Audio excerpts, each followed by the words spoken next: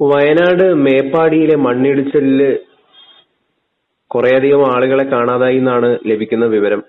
ഇപ്പോൾ അന്വേഷണം ഊർജിതമായിട്ട് നടന്നുകൊണ്ടിരിക്കുകയാണ്. കഴിഞ്ഞ ദിവസം അതിന്റെ ഞെട്ടിപ്പിക്കുന്ന ദൃശ്യങ്ങളൊക്കെ മാധ്യമങ്ങളിൽ ഇപ്പോഴും വൈറലാണ്. മുഖ്യമന്ത്രിയും അതോടൊപ്പം തന്നെ മറ്റ് മന്ത്രിമാരൊക്കെ ആവർത്തിച്ച് പറയുന്നത് ഇത് മനുഷ്യനിർമ്മിതമായിട്ടുള്ള ഒരു ദുരന്തമാണ് എന്നുള്ളതാണ്. നമുക്കറിയാം 2018 തൊട്ട് കേരളം പലതരത്തിലുള്ള ദുരന്തങ്ങളെ അഭിമുഖീകരിക്കുന്നുണ്ട്. അതൊക്കെ മനുഷ്യനിർമ്മിതമാണ്, പ്രളയമടക്കം അത്തരത്തിലുള്ളതാണ് എന്ന വിലയിരുത്തലുകളൊക്കെ പല പഠന റിപ്പോർട്ടുകളും ഒക്കെ പുറത്തു വന്നിട്ടുണ്ട്. പക്ഷേ അപ്പോഴും ഇതിന് ഉത്തരവാദികളായ ഉദ്യോഗസ്ഥരെ അല്ലെങ്കിൽ സ്ഥാപനങ്ങളെ അവരെയൊന്നും ശിക്ഷിച്ചതായിട്ട് നമ്മൾ കണ്ടിട്ടില്ല. ഇവിടെയും അങ്ങനെ തന്നെ ആയിരിക്കുമോ സംഭവിക്കുക? ഒരു നടപടിയെങ്കിലും ഈ ഇതിന് മേൽനോട്ടം വഹിച്ച ഉദ്യോഗസ്ഥർക്കെതിരെ ഉണ്ടാകുമോ? എങ്ങനെയാണ് അങ്ങ് വിലയിരുത്തുന്നത്? അതുപോലെ ഇത്തവണയും ഇതിന് കാരണക്കാരായുള്ളവർ രക്ഷപ്പെടുമെന്നാണ് ഞാൻ കരുതുന്നത്. അങ്ങനെയാണ് കേരളത്തിലെ സംവിധാനങ്ങളെല്ലാം തന്നെ. ഇപ്പോൾ ഒരു ഉദാഹരണം ഞാൻ എന്തുകൊണ്ടാണ് അങ്ങനെ പറഞ്ഞതെന്ന് ചോദിച്ചാൽ, ഈ മനുഷ്യനിർമ്മിതമാണ് ഇതെന്ന് പറയുമ്പോഴും ഇന്നലെ ഞാൻ ആഭ്യന്തരമന്ത്രി രമേശ് ചെന്നിത്തലയുടെയും അതുപോലെ തന്നെ കൃഷിമന്ത്രി സിദ്ദിഖിന്റെയും പിന്നീട് നമ്മുടെ മുഖ്യമന്ത്രി വി.ഡി. സതീശന്റെയും ഒക്കെ പ്രസ്താവനകൾ ശ്രദ്ധിച്ചു. പക്ഷെ അതിലൊന്നും തന്നെ ഇവിടെ ഇതിന് കാരണക്കാരായ, അതായത് കാരണക്കാരെന്ന് ഞാൻ പറയുമ്പോൾ കോഴിക്കോട് വയനാടിനെയും ബന്ധിപ്പിക്കുന്ന ഈ ടണല് നിർമ്മിക്കുന്ന കമ്പനിയുണ്ട്. അതിന്റെ പേര് ദിലീപ് ബിൽഡ് കോൺ എന്നാണ്. അവരുടെ പേര് പറയുന്നില്ല. അപ്പോ അതിന്റെ അർത്ഥം എന്താണ്? അതിന്റെ അർത്ഥം വ്യക്തികൾ ആരെയും പേരെടുത്ത് പറയാതെ മനുഷ്യനിർമ്മിതം എന്ന് പറയുമ്പോൾ ഏത് മനുഷ്യനാണ് ഇതിന്റെ പിന്നിലുള്ളത്? അത് ഒരു ചോദ്യമല്ല. അങ്ങനെ വരുമ്പോൾ വ്യക്തമായിട്ട് പേരെടുത്ത് കൃത്യമായിട്ട് ആ കമ്പനിയെ പറയാതെ, അതുപോലെ തന്നെ മറ്റൊരു കാര്യം, ഈ കള്ളാടി എന്ന സ്ഥലത്തുണ്ടായ ഈ ദുരന്തം സർക്കാർ പറയുന്നത്, മുഖ്യമന്ത്രി പറയുന്നത് 17 ദിവസത്തിന് മുമ്പ് ഈ കമ്പനിയോട് ഇവിടെ കൂട്ടിയിട്ടിരിക്കുന്ന അഴുക്ക് കലർന്ന മണ്ണ്, അതായത് ചേർന്നോ മറ്റോ പറയാം, എന്താണ് ഇംഗ്ലീഷിൽ മക്കെന്ന് പറയും, ആ മക്കെന്ന് പറയുന്ന ആ അവശിഷ്ട മണ്ണ് തുരങ്കം കുഴിക്കുമ്പോഴുള്ള പാറക്കല്ലുകള്, വെള്ളം കലർന്ന ചെളി, പിന്നെ മണ്ണ്, ഇതെല്ലാം കൂടെ ചേരുന്ന ഈ മക്ക് അത് നീക്കം ചെയ്യാൻ 17 ദിവസത്തിന് മുമ്പ് പറഞ്ഞിരുന്നു എന്നാണ് മുഖ്യമന്ത്രി പറയുന്നത്. അതുപോലെ വയനാട് കളക്ടർ ജൂൺ 20-ന് ഇത് നീക്കം ചെയ്യണമെന്ന് ആവശ്യപ്പെട്ട് ഉത്തരവിറക്കിയിരുന്നെന്നും പറയുന്നു. ആ ഉത്തരവ് പാലിക്കാനുള്ള ബാധ്യത കമ്പനിക്ക് അയക്കാം. പക്ഷെ ആ ഉത്തരവ് നടപ്പാക്കേണ്ടത് ആരാണ് എന്നൂടെ ഒന്ന് വ്യക്തമാക്കണം. അപ്പോ ശരിക്കും മനുഷ്യനിർമ്മിതമാണ് ഈ ദുരന്തം എന്ന് മുഖ്യമന്ത്രി പറയുന്നതിനോടും മറ്റ് മന്ത്രിമാർ പറയുന്നതിനോടും ഞാൻ യോജിക്കുകയാണ്. സത്യത്തില് കേരളത്തിൽ ഈ ഇടതുമുന്നണി പിണറായി വിജയന്റെ കാലത്ത് 2018 തൊട്ടുണ്ടായ സർവ്വ ദുരന്തങ്ങളും മനുഷ്യനിർമ്മിതമാണ്. ഒരു തർക്കവുമില്ല. അത് നമ്മുടെ മുഖ്യമന്ത്രി പറഞ്ഞതും ആഭ്യന്തരമന്ത്രി ശ്രീ രമേശ് ചെന്നിത്തല പറഞ്ഞതും അതുപോലെ തന്നെ പിന്നെ കൃഷിമന്ത്രി സിദ്ദിഖ് പറഞ്ഞതും ഒക്കെ സത്യമാണ്. പക്ഷെ ഇതിൽ ആരാണ് ഉത്തരവാദി എന്ന് പേരെടുത്ത് പറയാതെ, അവരെ ചൂണ്ടിക്കാണിക്കാതെ ആരെ ശിക്ഷിക്കും? അപ്പൊ ശിക്ഷ ഉണ്ടാകാൻ പോകുന്നില്ല. ഇത് പതിവ് പോലെ ഇതൊരു രാഷ്ട്രീയ ആരോപണം മാത്രമായിട്ട് ഒതുങ്ങും. അങ്ങനെയാണ് ഞാൻ കരുതുന്നത്. ഇതിലെ കുറ്റവാളികൾ വളരെ കൃത്യമായിട്ട് അവർ രക്ഷപ്പെടും. ഇത് കേരളത്തിൽ ദൗർഭാഗ്യവശാൽ പതിറ്റാണ്ടുകളായിട്ട് നിലനിൽക്കുന്ന അന്തർധാരകളുണ്ട് കേരള രാഷ്ട്രീയത്തിൽ. ഈ തമിഴ്നാട് രാഷ്ട്രീയത്തിലൊക്കെ ജയലളിത വരെ കരുണാനിധി അകത്തിടും, അഴിക്കകത്തിടും. കാരണം തിരിച്ച് ജയലളിത വരുമ്പം അപ്പുറത്തെ ആൾക്കാരും അഴിമതിക്കാരൊക്കെ അകത്തിടും. പക്ഷേ കേരളത്തിൽ അത് നടക്കില്ല. കേരളത്തില് ഈ കോൺഗ്രസും CPM-ഉം എന്തിനിപ്പോ പുതുതായിട്ട് വന്ന BJP-യും മുസ്ലിം ലീഗും എല്ലാം ഈ രാഷ്ട്രീയ അന്തർധാരകളാണ് ഇവയെ നയിക്കുന്നത്. അപ്പൊ ഈ അടവുനയ രാഷ്ട്രീയം കേരളത്തിൽ നിലനിൽക്കുന്നിടത്തോളം കാലം കേരളത്തില് ഇത്തരം ദുരന്തങ്ങളൊക്കെ ആവർത്തിച്ചുകൊണ്ടേയിരിക്കും. നൂറുകണക്കിന് ആൾക്കാരല്ലേ കേരളത്തില് ഈ കഴിഞ്ഞ കൊല്ലങ്ങളിൽ മരിച്ചത്. 2018 ആ പ്രളയത്തില് 500-ലധികം ആൾക്കാർ മരിച്ചു. ഇപ്പൊ കേരളത്തില് ഇന്ത്യയിൽ ഏറ്റവും കൂടുതൽ ലാൻഡ് സ്ലൈഡ്സ്, മണ്ണിടിച്ചില് അല്ലെങ്കിൽ ഉരുൾപൊട്ടൽ എന്നൊക്കെ നമ്മൾ പറയുന്ന ഈ സംഭവം ഉണ്ടാകുന്ന ഇന്ത്യയിൽ ഏറ്റവും കൂടുതൽ നാശനഷ്ടം കേരളത്തിലായിരിക്കണം എന്നാണ്. എന്തായാലും ഏറ്റവും കൂടുതൽ ഇത്തരം മണ്ണിടിച്ചിൽ ഉണ്ടാകുന്ന സംസ്ഥാനങ്ങളിൽ ഒന്ന് കേരളമാണ്, അതെനിക്കറിയാം. ഞാൻ കൃത്യമായിട്ട് കൂടുതൽ നാശനഷ്ടങ്ങൾ കേരളത്തിലാണെന്ന് തന്നെയാണ് ഞാൻ ഇപ്പോൾ വിലയിരുത്തുന്നത്. ഇപ്പൊ നിങ്ങളിപ്പോൾ എടുത്തു നോക്കിയാൽ ഇപ്പൊ ഈ 2026 കള്ളാടി ദുരന്തം, 2024 വയനാട്ടിലെ മുണ്ടക്കൈ ചൂരൽമല ദുരന്തം, അതും മേപ്പാടി പഞ്ചായത്താണ്, വൈത്തിരി താലൂക്കിലെ മേപ്പാടി പഞ്ചായത്ത്. ആ ദുരന്തത്തില് 1-2 പേരല്ല മരിച്ചത്, 420 പേര് മരിച്ചു. 47 പേര് ഇപ്പോഴും മിസ്സിംഗ് ആണ്. 397 പേർക്ക് പരിക്കേറ്റു. 12,000 ഏതാണ്ട് 10,000-ഓളം ആൾക്കാർ ഒഴിപ്പിക്കപ്പെട്ടു. 1,200 കോടി രൂപയിലധികം വിലയുള്ള വസ്തുവകകൾക്ക് നാശനഷ്ടം സംഭവിച്ചു. എന്നിട്ട് എന്തെങ്കിലും സംഭവിച്ചോ കേരളത്തിൽ? ഒന്നും സംഭവിച്ചോ? കേരളത്തിലെ ജനങ്ങള് ഈ വർഗീയ അടിസ്ഥാനത്തിലും മറ്റു രീതിയിലും ചേരിതിരിഞ്ഞവരാ. അവരെ നമുക്ക് അവരുടെ ശ്രദ്ധയെ വഴിതിരിച്ചു വിടാൻ വളരെ എളുപ്പമാണ്. അവരെ എല്ലാവരെയും ബാധിക്കുന്ന പ്രശ്നങ്ങൾ കേരളത്തിൽ ചർച്ച ചെയ്യപ്പെടില്ല.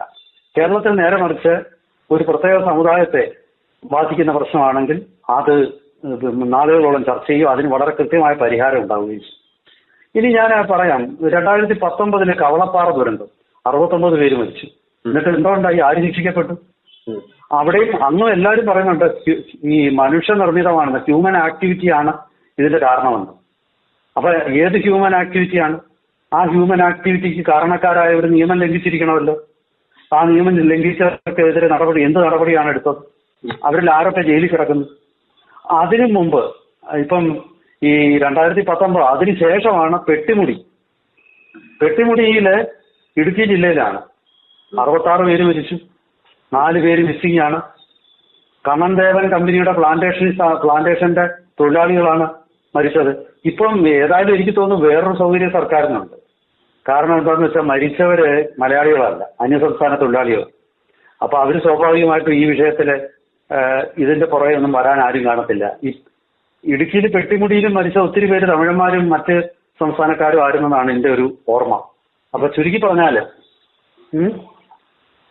തീർച്ചയായിട്ടും കേരളത്തില് ഈ ഉണ്ടാകുന്ന ഇത്തരം പ്രകൃതി ദുരന്തങ്ങളിൽ എല്ലാ മാനദണ്ഡങ്ങളും ലംഘിച്ച് നടത്തുന്ന നിർമ്മാണ പ്രവർത്തനങ്ങൾ, അതാണ് അതിന്റെ ഒരു മുഖ്യ കാരണം.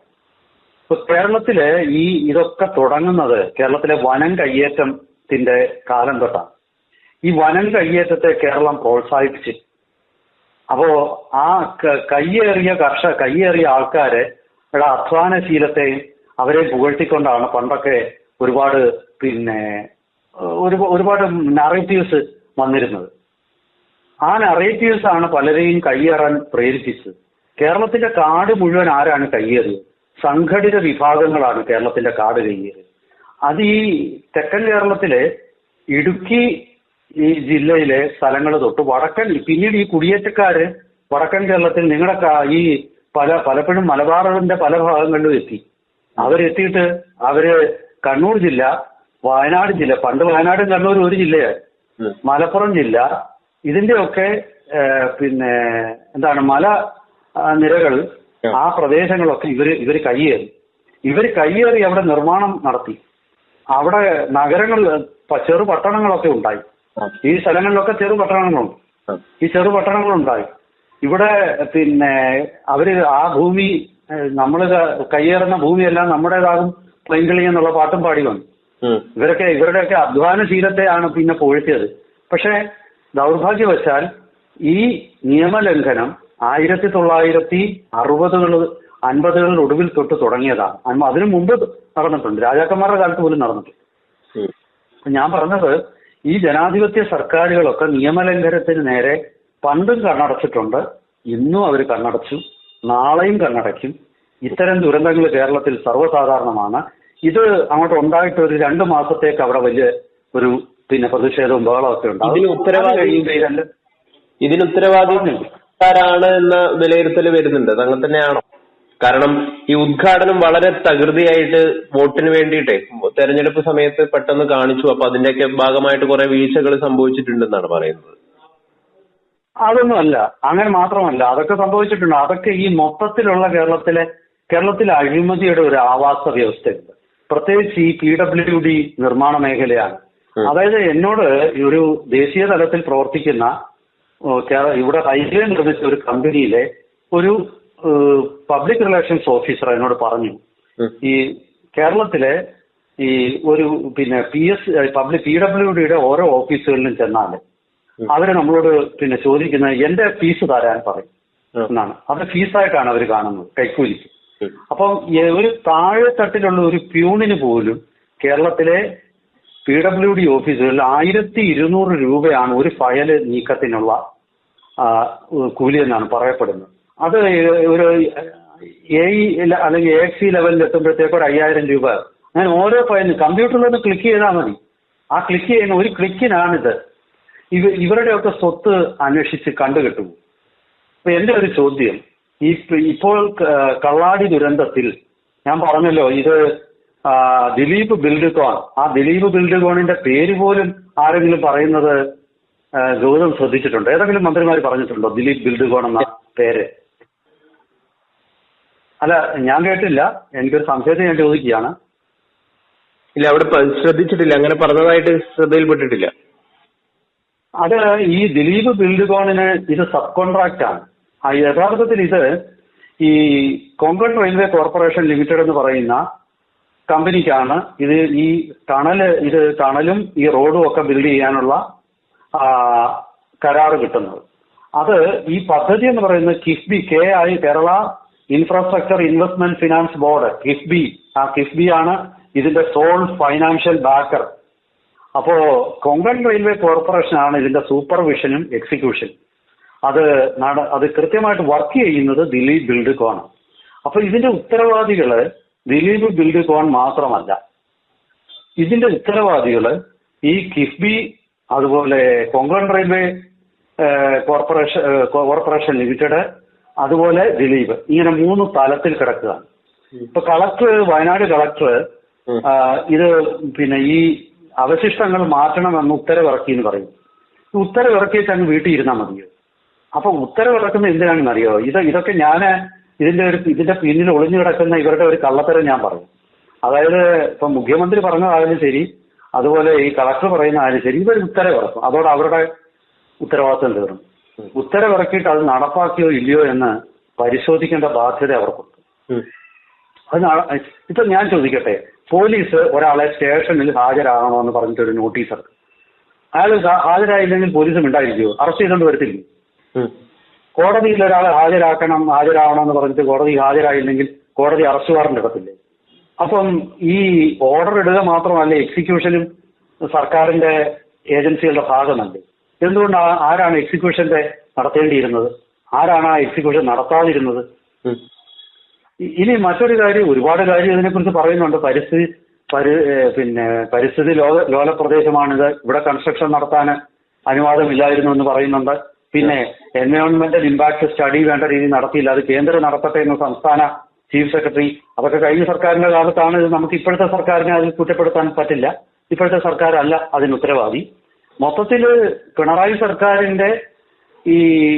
സർക്കാർ മാറിയെങ്കിലും മഴ തീർന്നാലും മഴ പെയ്തു കഴിഞ്ഞാലും മരം പെയ്തുകൊണ്ടിരിക്കുമെന്ന് പണ്ട് പറയും. അതുപോലെ പിണറായിയുടെ പ്രവർത്തനങ്ങളുടെ തിക്തഫലങ്ങൾ ഇനി വരുന്ന ഒരു 1-2 കൊല്ലം കൂടി മലയാളികൾ അനുഭവിക്കേണ്ടി വരും. ചിലപ്പം ദീർഘകാലം അനുഭവിക്കേണ്ടി വന്ന ഒരുപാട് കേസുകളും കാണും.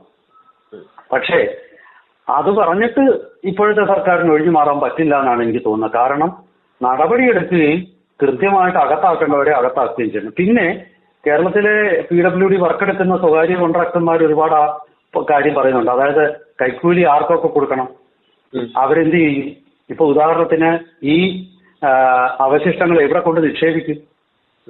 ഇപ്പൊ ഈ നിക്ഷേപിക്കാനും അത്തരം കാര്യങ്ങളിലൊക്കെ സർക്കാരിനും അവരെ സഹായിക്കാനുള്ള ബാധ്യത ഉണ്ടെന്ന് കരുതുന്ന വ്യക്തിയാണ് ഞാൻ.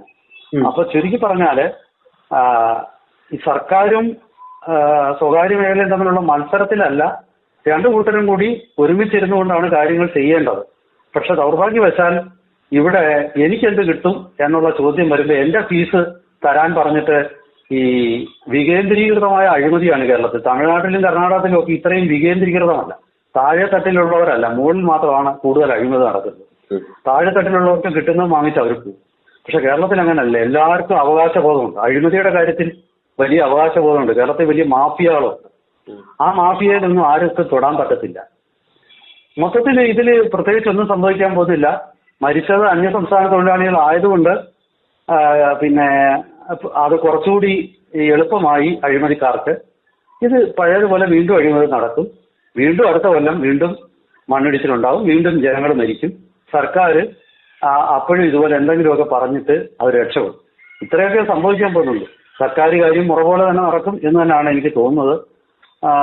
ഇനിയും പെട്ടിമുടികളും എന്താണ് അതുപോലെ തന്നെ കവളപ്പാറയും എല്ലാം ഇനി ഉണ്ടാവും. പുത്തുമല മുണ്ടക്കയ്യും ഒക്കെ ഉണ്ടാവും. നമ്മളൊക്കെ ഇതുപോലെ ഇരുന്ന് വീണ്ടും ചർച്ച ചെയ്യും. ഇതിനപ്പുറത്തേക്ക് വേറൊരു കാര്യം ഉണ്ടാവാൻ പോകുന്നില്ല. ഇതാണ് എനിക്ക് വളരെ കൃത്യമായിട്ട് തോന്നുന്നത്. ഇത് അല്ല എന്ന് തെളിയിക്കേണ്ടത് കേരള സർക്കാരിന്റെ ഉത്തരവാദിത്തമാണ്. പക്ഷെ നമുക്ക് സംഭവിക്കുമോ അത് നമുക്കൊന്ന് കാത്തിരിക്കാം. എന്തായാലും പുതിയൊരു സർക്കാരല്ലേ, അവർക്ക് ഒരു കൊല്ലം സമയം കൊടുക്കണമെന്നാണ് എനിക്ക് തോന്നുന്നത്. തീർച്ചയായിട്ടും പിണറായി സർക്കാരിനേക്കാൾ ഭേദമായിരിക്കും എന്ന് തന്നെ ഞാൻ കരുതുന്നു. എന്തായാലും ശരി, നമുക്ക് കുറച്ചൊന്ന് കാത്തിരിക്കാം. കൂടുതൽ ഇത് സംബന്ധിച്ച വിവരങ്ങളും ഇത് സംബന്ധിച്ച മറ്റ് വിശദാംശങ്ങളും പുറത്തു വരുന്ന മുറയ്ക്ക് ഇതിനെ ഒരു ക്രിയാത്മകമായിട്ടുള്ള ഒരു വിലയിരുത്തൽ നമുക്ക് വീണ്ടും നടത്താം. ഒരിക്കൽ കൂടി എല്ലാവർക്കും നമസ്കാരം.